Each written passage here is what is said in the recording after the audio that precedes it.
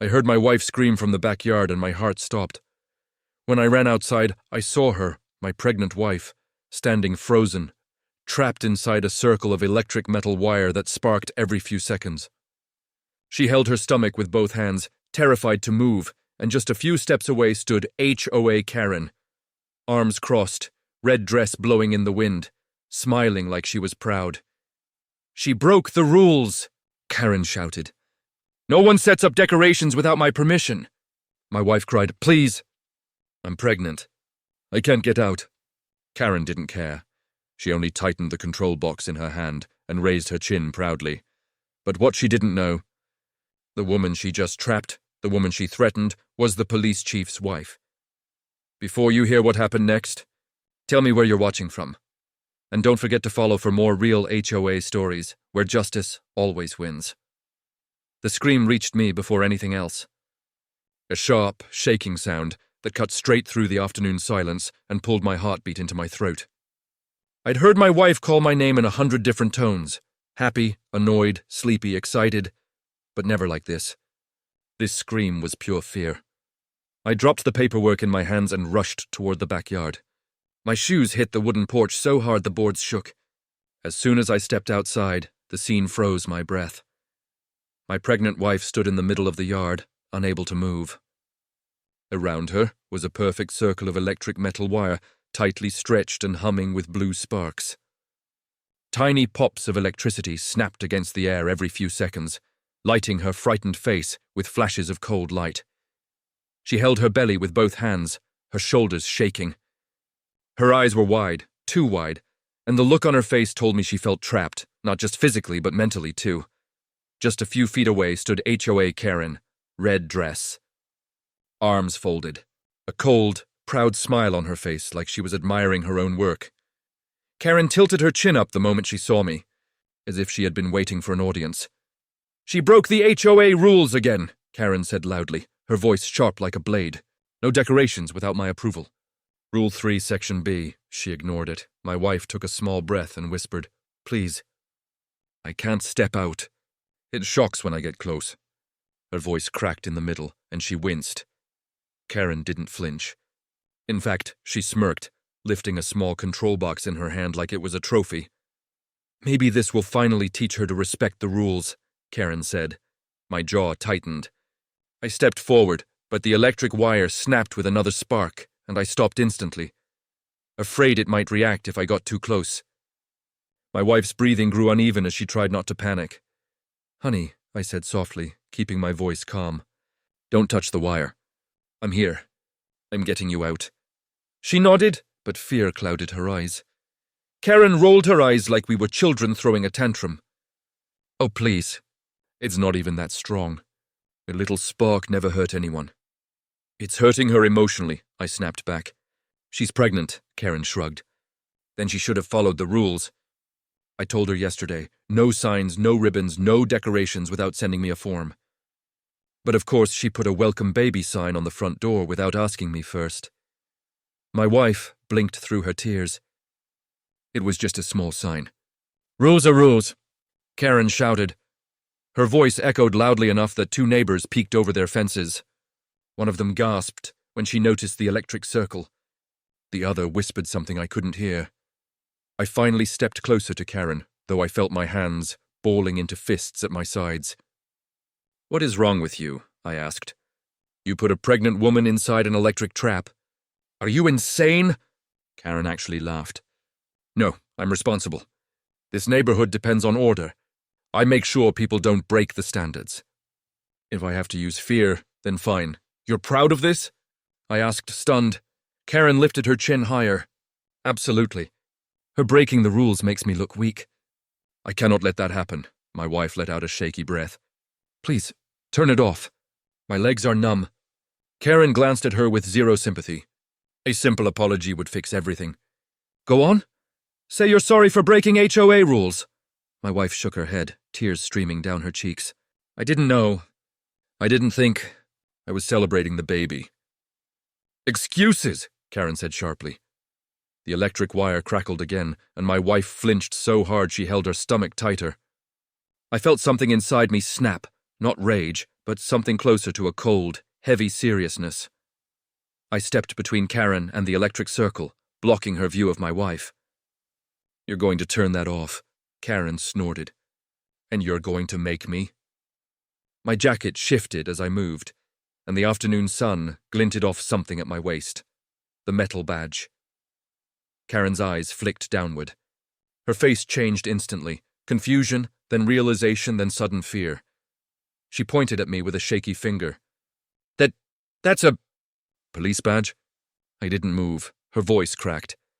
You're a cop?" I stepped forward, letting her see the badge clearly this time.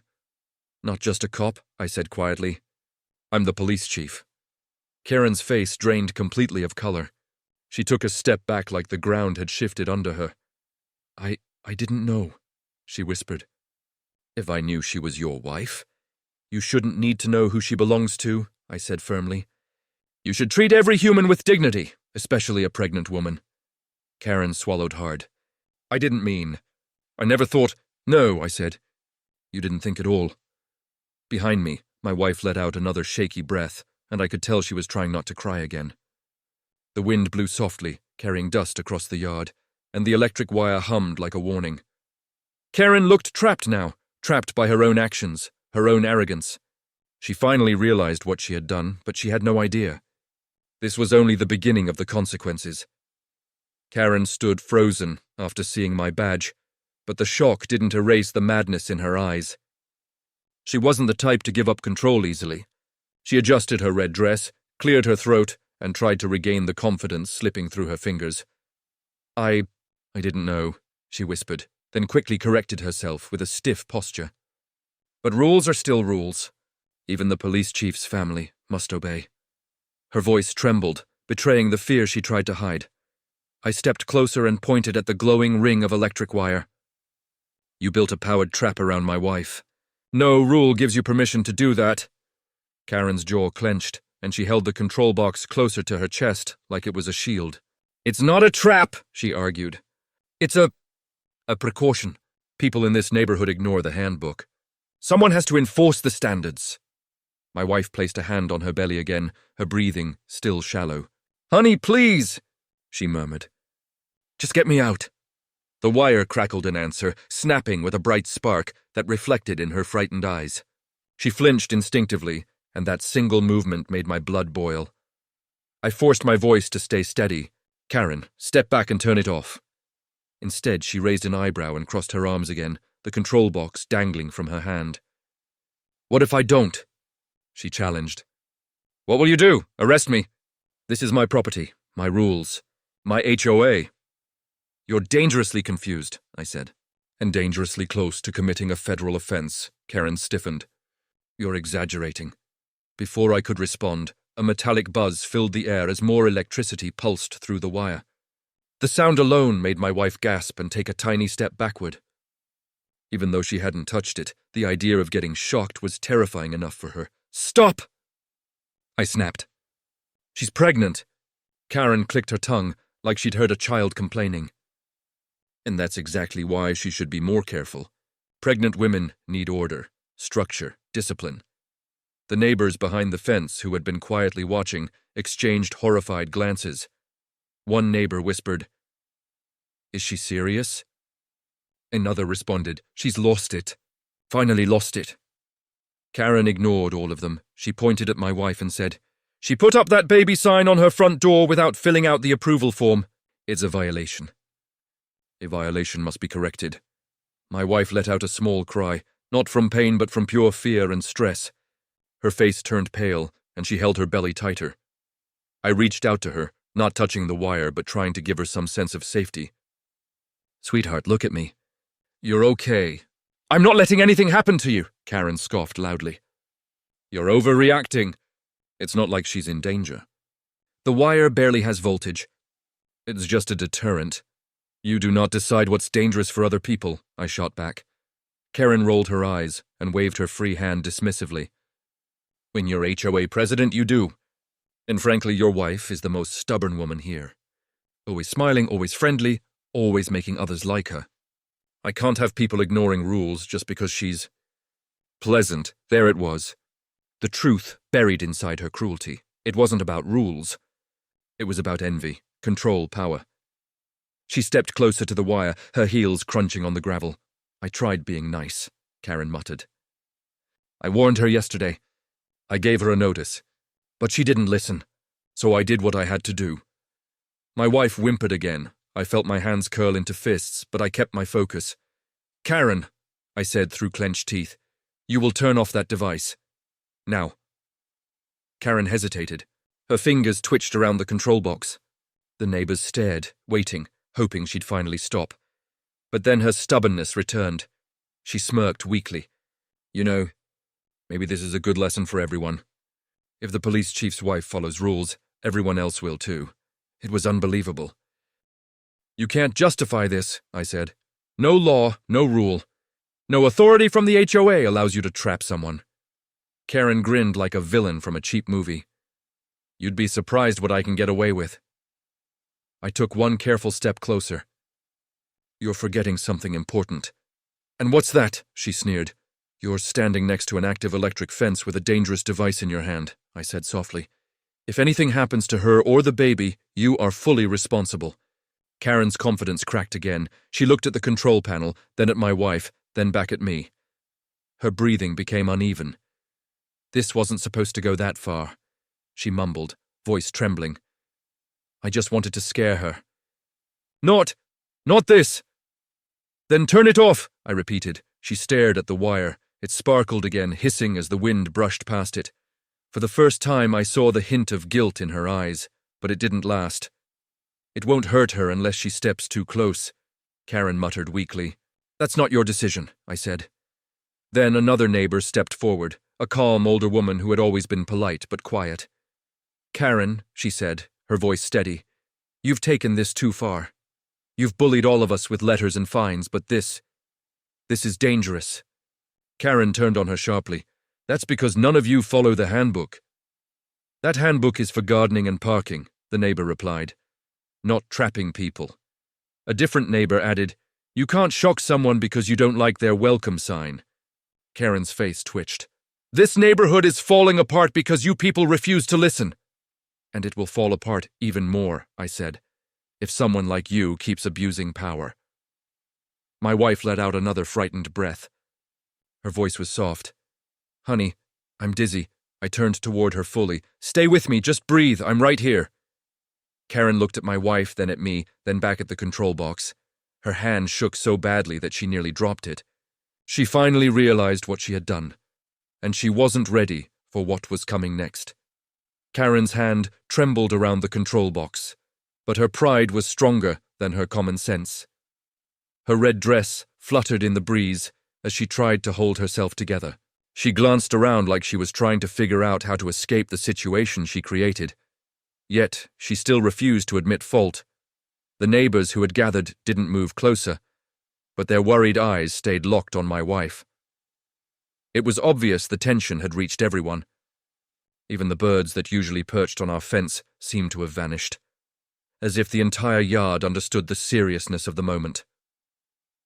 One neighbor, Mr. Alden, the quiet man who rarely left his house, spoke up.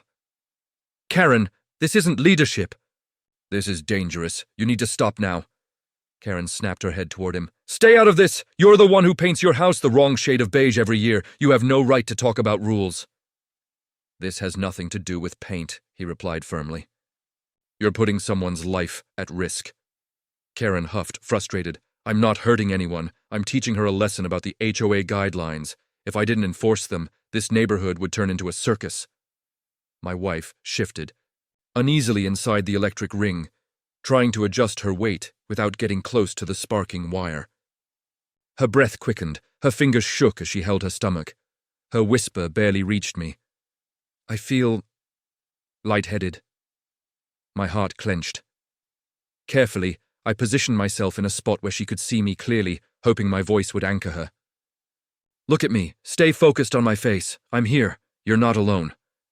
The electric wire buzzed loudly, throwing blue sparks that reflected against her frightened eyes. It was clear she hadn't eaten enough that morning, and now the stress was hitting her harder than anyone could handle. A soft cry escaped her lips.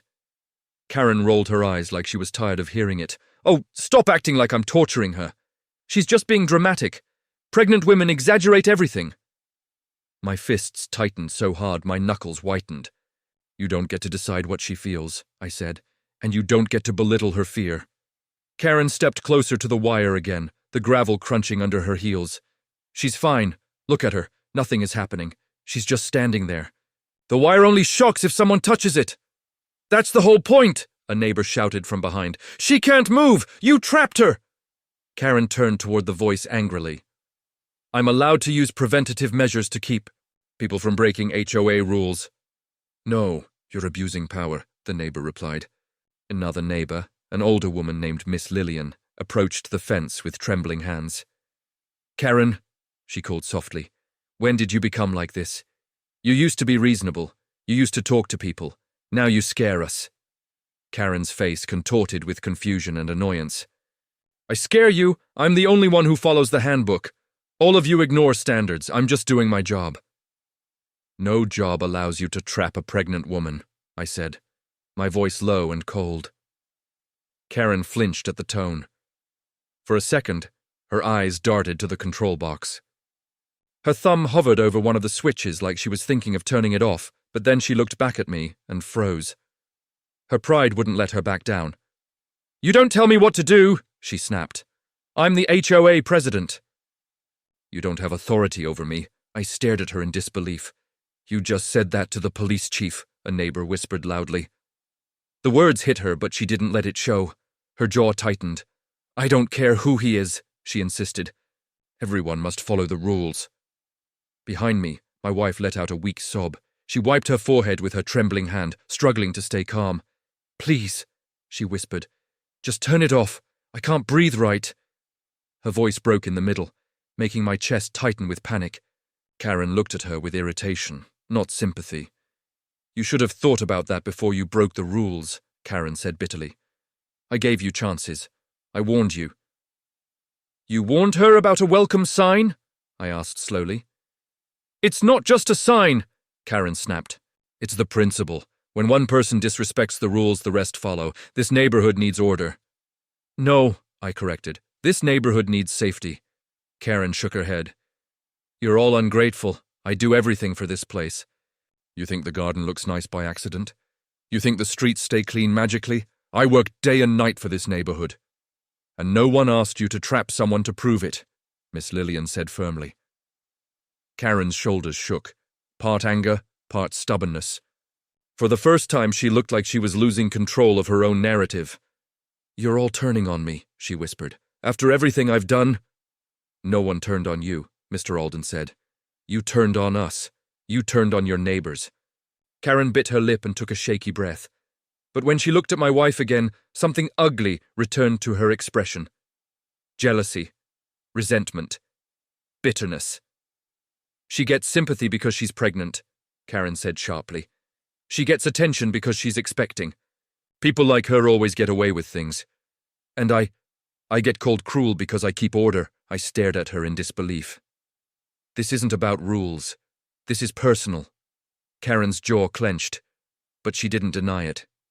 Behind me, my wife swayed slightly, and I reached out instinctively, even though I avoided the wire. "Sweetheart, stay steady," I said softly. "Just a little longer." My wife nodded weakly, her breath hitching. She clearly struggled to stay upright. The neighbors' murmurs filled the air, worry and anger mixing into one thick silence. Karen swallowed hard, her eyes darting left and right, as if she was trying to convince herself she was still in control. "You all have no idea how hard my job is," she muttered. "Everyone blames me for everything. No one follows orders. No one respects me." "That doesn't give you the right to endanger someone," I replied. Karen gripped the control box tighter. "What I do," she said slowly, "is for the greater good." I stared straight into her eyes. "What you do," I answered, "is going to have consequences." Karen's face paled. Her lips trembled. She held the control box like it was her last piece of power, but deep down she knew she was losing control of everything, and the next moment would decide everything. Karen stood stiff as a statue, gripping the control box like it was her last piece of power. Her eyes darted from my badge to my face, trying to understand how everything had flipped so quickly. The woman who strutted around the neighborhood giving orders was suddenly unsure of every breath she took. My wife let out a shaky exhale behind me, and the sound made me turn. She steadied herself, pressing a hand against her belly. The wind blew a strand of hair across her face, and she brushed it away with trembling fingers. The electric wire continued humming, casting faint blue glows on her shoes. I took a careful step closer to the boundary of the metal circle, but stayed far enough to avoid risking her safety. "We're ending this now," I said, my voice deep and controlled. Karen swallowed hard. Her lips tightened like she was fighting some internal battle, fear on one side, ego on the other. "I didn't know who she was," she muttered quietly. "You didn't need to know," I replied. "She's a human being, not a rule for you to punish." Karen looked down at the device in her hand. The metal switch glared in the sunlight. Her thumb hovered above it. She seemed terrified of pressing it, and even more terrified of letting it go. She tried to speak again. I was only trying to, correct behavior. People don't respect the HOA unless I am strict." "You're not being strict," I said slowly. "You're being dangerous." Karen's chin wobbled. "You don't understand what it's like. Nobody listens to me. They laugh at me. They ignore my notices. They call me that crazy woman in red. They think I'm nothing." "You made yourself feared," a neighbor said from the fence. "You could have been respected." Karen snapped her head toward them, panic showing in her eyes. "You think I wanted this?" she shouted. "You think I like enforcing rules? I have to keep this neighborhood perfect." "Perfect." Her voice cracked on the last word. My wife let out a soft, frightened sound, and I instantly knelt down to her level, staying just outside the crackling circle. "Stay with me," I whispered. "You're doing good." "Just breathe slowly," she nodded, her eyes glossy with tears. "It's too much noise. I feel dizzy." Her legs wobbled for a second, and my heart clenched. I wanted to hold her, lift her out, take her somewhere quiet and safe. But the wire stood between us like a warning line. I stood again and turned toward Karen. "My patient's wearing thin. You trapped a pregnant woman inside an electric barrier. Whether or not you intended harm, you created danger." Karen's shoulders sagged. "I thought the voltage was low." "You thought wrong," I said. The wire snapped again, louder this time, sending a bright spark dancing into the air. Karen flinched. My wife gasped softly and stepped back instinctively. I pointed at the device. "Turn it off, now." Karen tightened her grip around it. "What if I refuse?" she whispered. "Then you'll face consequences," I answered. "Legal consequences." Karen's throat bobbed. "You can't arrest me for enforcing HOA rules." "I can arrest you for unlawful confinement," I said calmly, "and for putting someone at risk, and for using an unlicensed electrical device." The neighbors murmured at the weight of those words. Karen's face drained completely. She looked smaller, as if her red dress suddenly swallowed her. One neighbor stepped forward. "A teacher, someone known for her patience." "Karen, end this. Don't let your pride ruin your life." Karen blinked hard, breathing unevenly. For the first time, she seemed to notice the growing crowd. The whispers, the disapproval, the fact that she stood alone. Then she looked at my wife, at her pale face, at her trembling hands, at the fear she caused. Something in Karen's expression cracked. She lowered her head. "I didn't mean for it to be like this." My voice stayed firm. "Turn it off." Her thumb finally pressed the switch. The electric hum faded instantly. The blue sparks died. The wire went silent.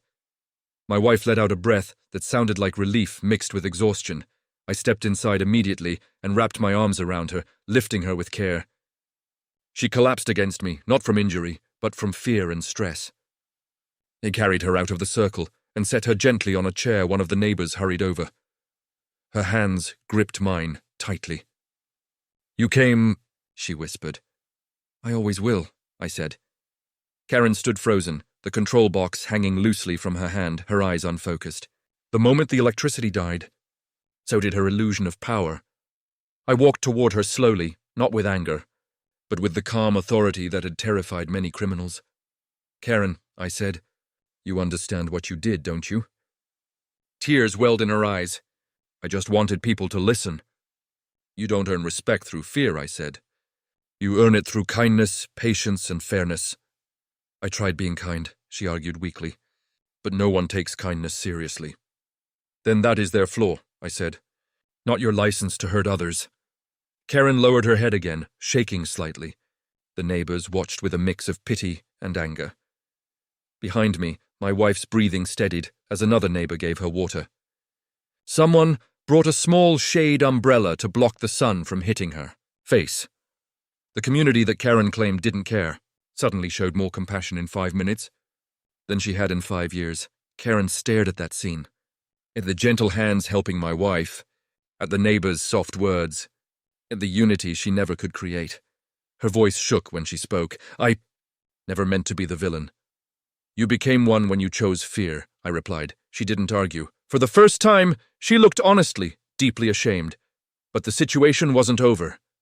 Not even close. The consequences of her actions would arrive very soon, louder than her rules, stronger than her pride, and unavoidable, and she knew it. Even after Karen lowered the switch, the tension didn't fade from the air. The wire was no longer buzzing, but the memory of its electric hum stayed like a ghost in the yard. My wife sat on the chair, breathing slowly, and neighbors hovered nearby with trembling hands and worried eyes. The sun, which had been bright moments earlier, now felt dimmer, covered by drifting clouds and the weight of everything that had happened. Karen seemed frozen where she stood, gripping the control box as if refusing to acknowledge reality. Her shoulders shakily rose and fell. The red dress she wore, a symbol of her self-appointed authority, looked less powerful now, almost out of place. For years, she had strutted around with confidence, but at this moment, she looked like someone who had lost control of her own world. Then, in the distance, the faint sound of sirens began. At first, Karen didn't notice. She blinked at the ground, trying to swallow the panic rising up her throat. But the neighbors did. They turned toward the street, murmuring, exchanging glances that held both relief and dread. The sound grew louder, bouncing between houses, rolling down the hill. It was unmistakable. Karen looked up suddenly. No, she whispered.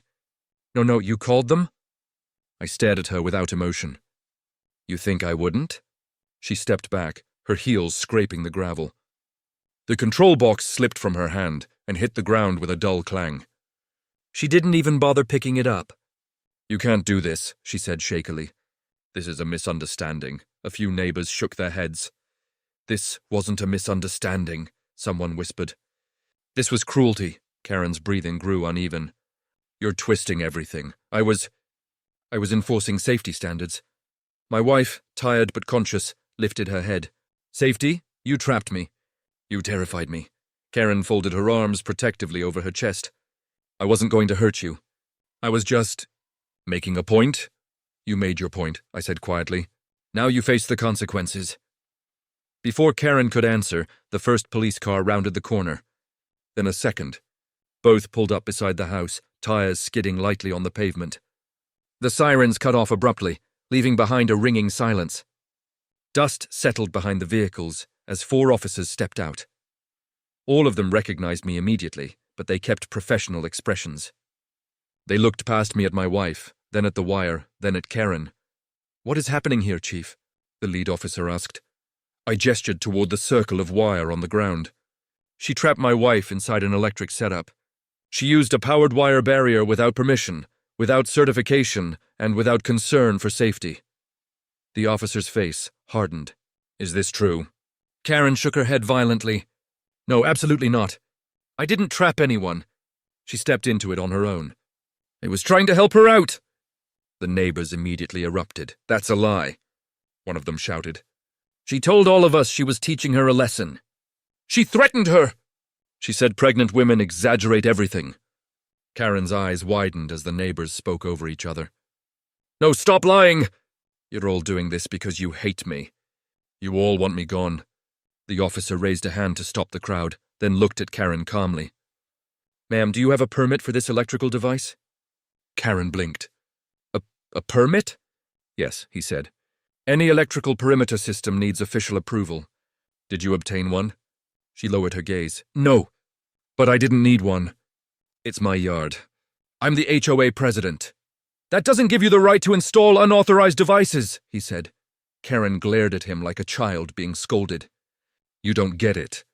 No one listens to me unless I do things like this. I'm just trying to protect the standards. The officer nodded slowly, not buying a word. Ma'am, please step over here. Karen took another step back. No, you're not arresting me. I didn't hurt anyone.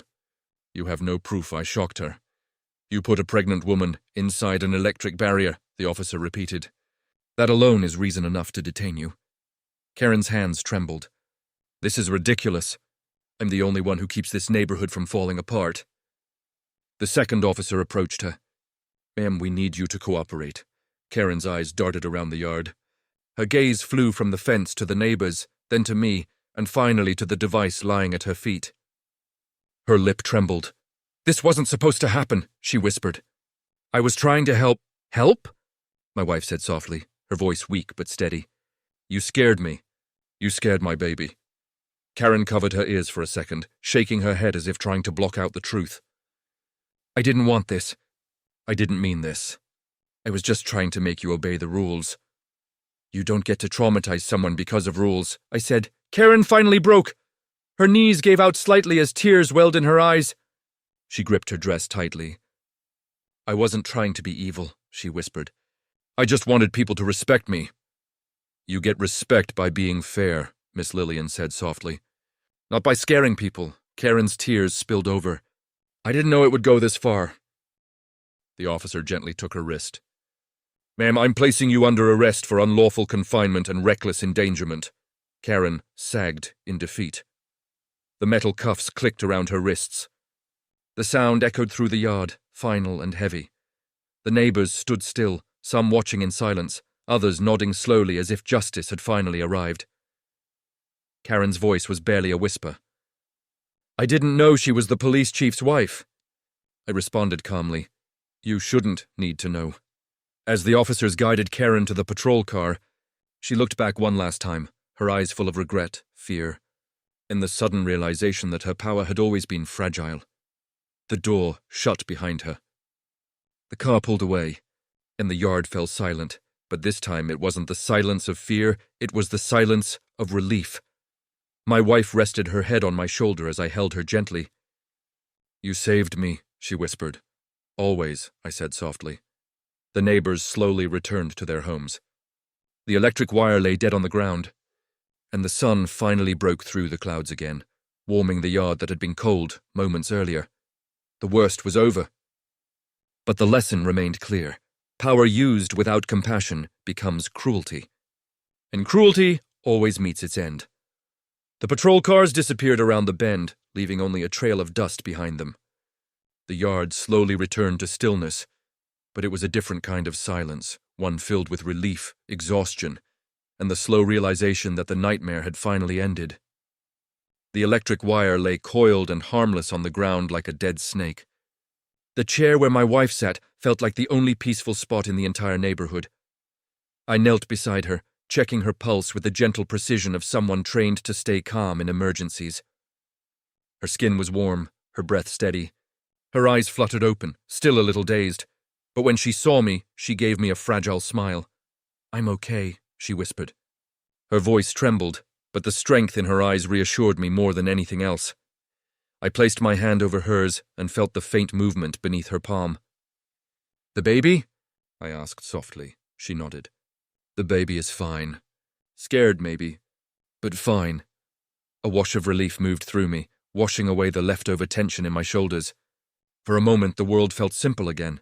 Just my wife, the heartbeat inside her, and the knowledge that nothing had happened to them. A few neighbors approached with hesitant steps, as if unsure if they were allowed to come near. Mrs. Lillian carried a blanket, her eyes still glossy with emotion. Behind her, Mr. Alden held a glass of water, his hands shaking slightly. They set everything down gently beside my wife, afraid to overwhelm her. I'm so sorry we didn't step in sooner, Miss Lillian said quietly. Her voice carried years of guilt. Karen made us afraid too. She controlled everything. And everyone, Mr. Alden nodded. She fined me for a flower pot once. A flower pot. I should have stood up before things got this bad. My wife managed a small, tired smile. You're here now. That's what matters. Another neighbor, a young couple who had only moved in 2 months ago, stepped forward. Thank you for stopping her, the husband said to me. We've seen her yell at kids for drawing chalk hearts on the sidewalk. We thought she was strict, but we had no idea. She hid it well, I replied. She chose her moments carefully. My wife reached for my hand again, her grip weak but filled with trust. I knew you'd come, she said softly. No matter what. I leaned down and kissed her forehead. Always, the words felt heavier than ever. They carried the weight of everything that had happened, the fear, the desperation, the relief of finding her safe. The neighbors' voices softened into quiet conversations as they backed away to give her space. Some lingered near the fence, watching the aftermath with thoughtful eyes. Others walked back to their homes, shaking their heads in disbelief.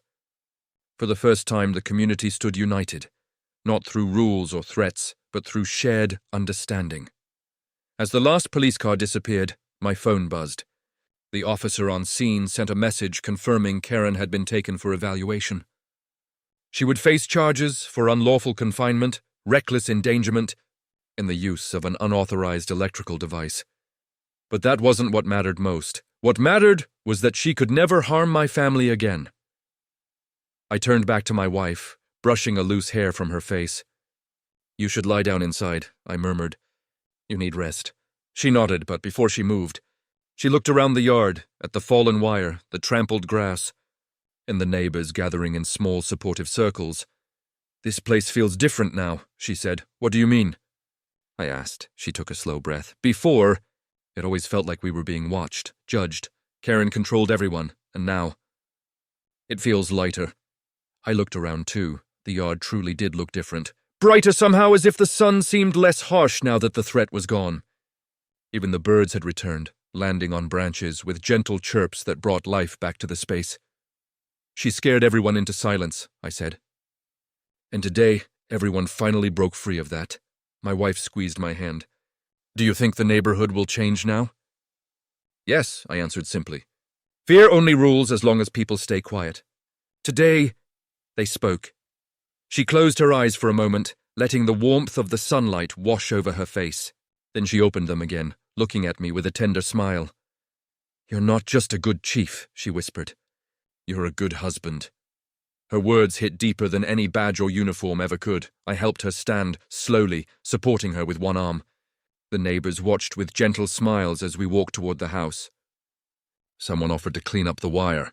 Someone else promised to talk to the HOA board. The unity felt real, no longer forced. At the door, my wife paused and looked back one more time. Do you think she regrets it? She asked softly. Maybe, I said. But regret isn't the same as understanding. She'll have to face what she did. And learn from it. My wife nodded, then leaned her head on my shoulder as we stepped inside. The house felt warm and safe again, like a place where nothing could reach us. She sat on the couch while I brought her water and a blanket. She rested her head back inside. I'm just glad you were here, she murmured. I sat beside her, wrapping an arm around her shoulders. I always will be.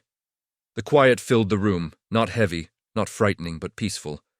Outside, the neighborhood was no longer under the shadow of Karen's control. Kids played again. Neighbors talked freely. The atmosphere felt lighter, as if a storm had finally passed.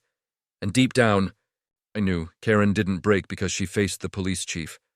She broke because she faced the truth. She learned a lesson she never expected. You don't trap the police chief's wife. You don't intimidate a community. And you never win by fear, because eventually, fear meets someone who isn't afraid of it.